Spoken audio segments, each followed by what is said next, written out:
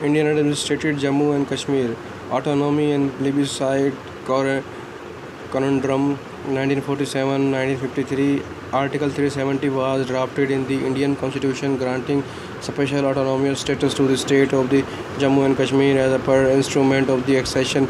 This article specifies that the state must concur in the application of laws by Indian Parliament, excepted those that pertain to communication, defense and foreign affairs. Central government could not exercise its power to interfere in any other areas of governance of the state.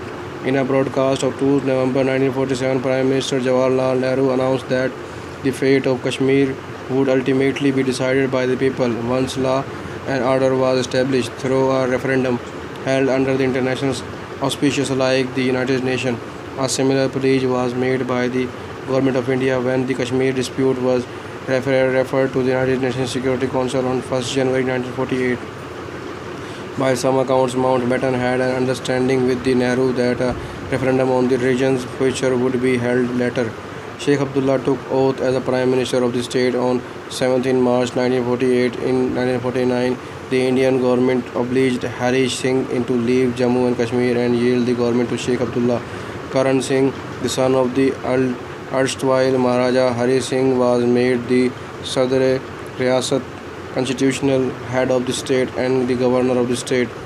Elections were held for the Constitutional Assembly of the Jammu and Kashmir in 1951, and the 75 seats allocated for the Indian Administrative Party of Kashmir and 25 seats left reserved for the Pakistan Administrative Part. Sheikh Abdullah National Conference were won all 75 seats in the rigged election. In October 1951, Jammu and Kashmir National Conference under the leadership of Sheikh Abdullah formed the Constitutional Assembly of Jammu and Kashmir to formulate the constitution of the state. Sheikh initially wanted the Constituent Assembly to decide the state accession, but this was not agreed by the Nehru, who stated that such a underhand dealing would be very bad, as the matter was being decided by the United Nations.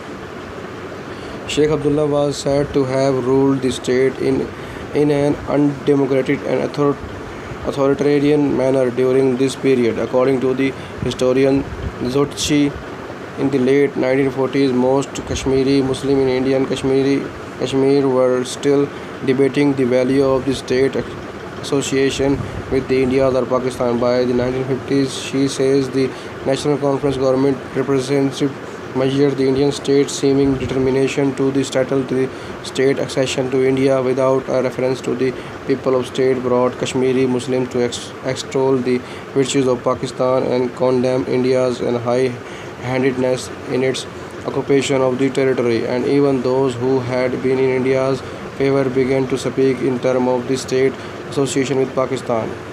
In early 1949, an agitation was started by Jammu Paraja Parshad, a Hindu nationalist party which was active in the Jammu region over the ruling National Conference policies. The government swiftly suppressed it by the arresting as many as 294 members of the Paraja Parshad, including Prem Nath Dogra, its president. Though Sheikh's land reforms were said to have benefited the people of rural areas, Paraja Parishad opposed the Landed States Abolition Act, saying it was against the Indian constitutional right for implementing land acquisition without compensation. Paraja Prasad also called for the full integration with the rest of India, directly clashing with the demands of National Conference for the completing autonomy of the state. On 15 January 1952, students tagged a demonstration against the hosting of the state flag alongside the Indian Union flag. They were penalized, giving rise to a big procession. On 8 February, the military was called out and 72 hours curfew imposed. Gobul Swami Iyengar, the Indian Central Cabinet Minister in charge of the Kashmir affairs, came down to broker peace, which was represented by the Sheikh Abdullah